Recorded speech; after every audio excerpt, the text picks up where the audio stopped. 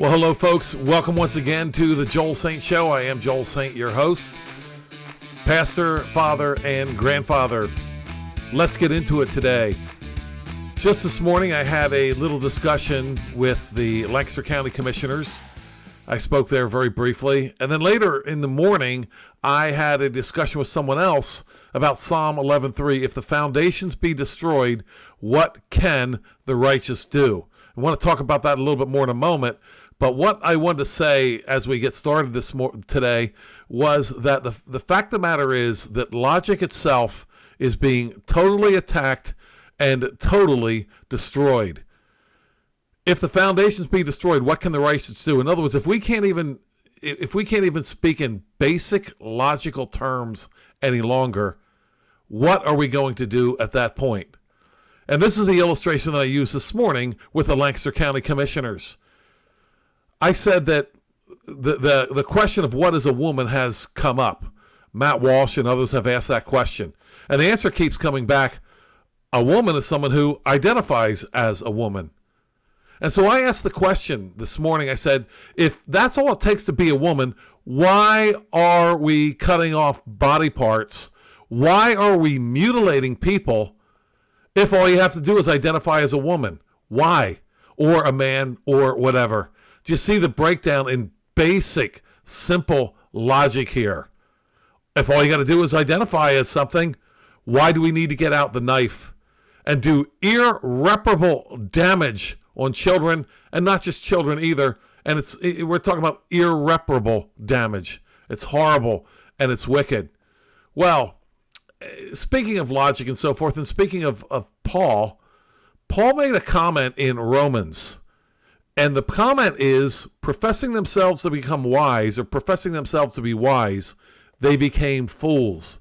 Now, that's something you have to think about a little bit. It's bad enough, and he's talking about people that changed the glory of God and were not thankful to him, and instead of being thankful to him, they began to attack him. Now, think about that for a minute. Paul is there on, let's go to Mars Hill for a second. Paul is there on Mars Hill. And they asked him to come speak.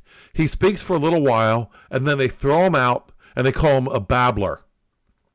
Now, Paul, up to this point, is the most quoted. He's the most discussed. He's the most commented on man, I would argue, who has ever lived. I don't even know who comes in second. Paul is discussed, argued about, read, preached on all the time. Again, I don't even know who comes in second. Now, here's the thing. Think about the people who threw him off. Think about the people that called him a babbler, and they were done. We don't even know their names. But it made sense to them to throw Paul out. Now, there's another point I want to make here. Paul did something that we might call arrogant today. We might throw him off today. We say, "Oh, that's awful arrogant, Paul. Paul, you don't need to come in and act like you're such a big shot." Remember what he did in Acts 17? He came in and said, "You guys have an altar here to the unknown God. I'm going to tell you who that God is." Now think about that for a second.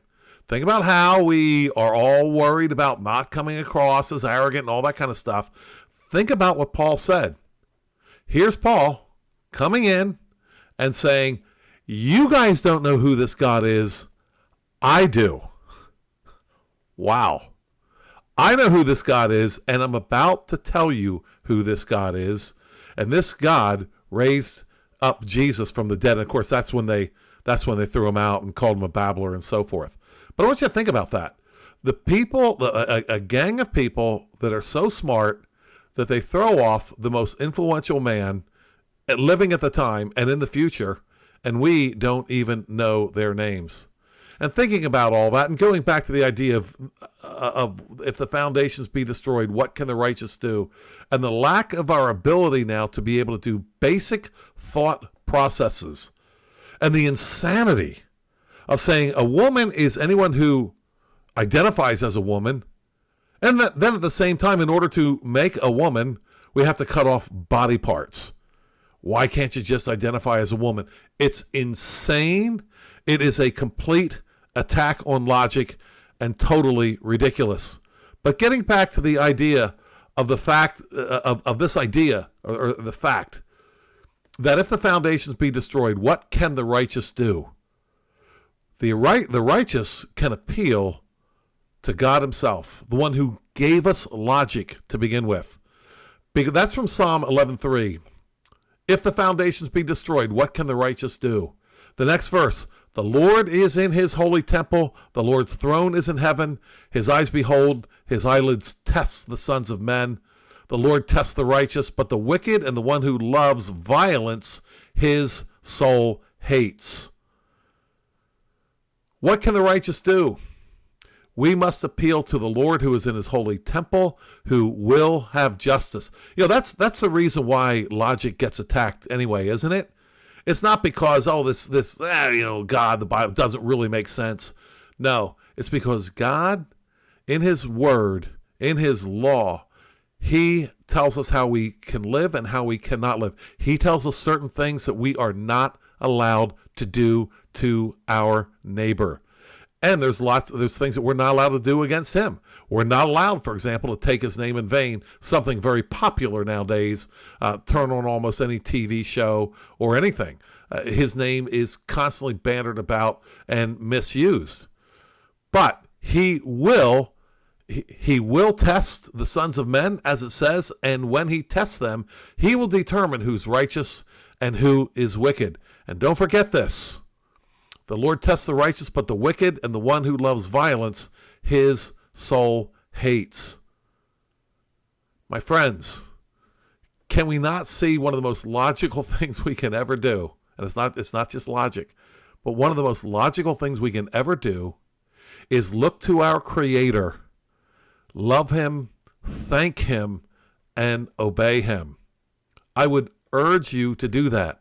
Now, someone's going to say, and we'll just touch on this briefly, I don't believe in a sky daddy, and I don't believe in God, all this kind of stuff. Let's just do a real quick exercise on this, shall we? All right, they mock the idea of a talking serpent there in the Garden of Eden. Oh, isn't that ridiculous? All right, let's talk about that very, very briefly here. We can observe talking. I'm talking now. We observe talking every day. Talking exists. We can observe it. We can also observe snakes. Go down to the zoo, or maybe better yet, maybe go to the pet store. Go to the pet store, and you can see snakes there. So you can observe snakes.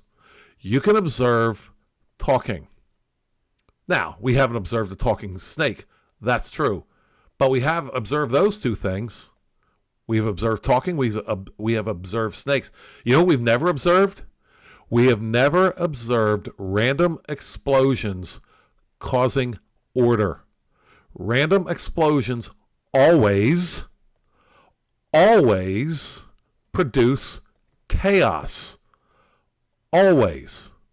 I'm talking about what we've observed. Now we have to say, the modern people that hate God and hate his word, hate his law, they'll say, well, it happened in the past. We can see that it happened in the past. Well, here's the thing. You can't observe it.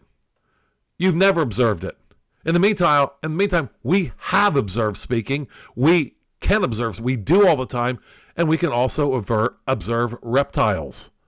But oh no, what makes more sense, apparently, is a random explosion that caused all kinds of incredible order. And you can read about that. And as far as I understand, scientists are finding more and more order in this universe all the time. Think about it, though. That's, a talking snake. I can't accept that. An explosion that caused total order? Well, yeah, no problem. Yeah, I get that. You see, attacking the Creator is ultimately an attack on logic. And we're seeing the attack on logic being played out right in front of us. As I said earlier, let's cut off body parts of people, and then let's call that the right thing to do, even while we're saying all you got to do in order to be a woman is identify as a woman. But we know what the real target is here. This body mutilation is not done for the love of one's neighbor. This is done to attack Christ, to attack his law and to attack what he's done and to attack his creation. Think about it. If the men all want to try to become women, the women all try to become men, if that was done universally, we would absolutely be the last generation. Because no man, no biological male, if I have to say that, can ever have a baby. Yet you can't do it. That's why there's obsession with these test tube babies and all the horrific sci-fi ghastly things are being tried on babies, on infants, in test tubes, in petri dishes, everywhere. Yes, we have a better idea. God has established the family. He created male and female from the beginning. His creation. And those who want to mess with that are ultimately attacking God. And it will not succeed. Because Psalm 11:6 then says in the same psalm, well, I'll read it. If the foundations are destroyed, what can the righteous do? The Lord is in his holy temple. The Lord's throne is in heaven. His eyes behold. His eyelids test the sons of men. He's looking. He's looking at every one of us. The Lord tests the righteous, but the wicked and the one who loves violence, his soul hates. And then he goes on to say, upon the wicked he will rain coals. Fire and brimstone and a burning wind shall be the portion of their cup. For the Lord is righteous. He loves righteousness. His countenance beholds the upright. Speaking of logic and so forth, recently I had a discussion with a lady who was at a homosexual sodomite festival called a Pride Fest. And we got to discussing a little bit. And I asked her, we talked for a little bit, and I asked her what's wrong with pedophilia. And she said, well, the children, they can't consent, so that's what's wrong. Which is a terrible answer, but I didn't go there. What I said was, well, how about abortion?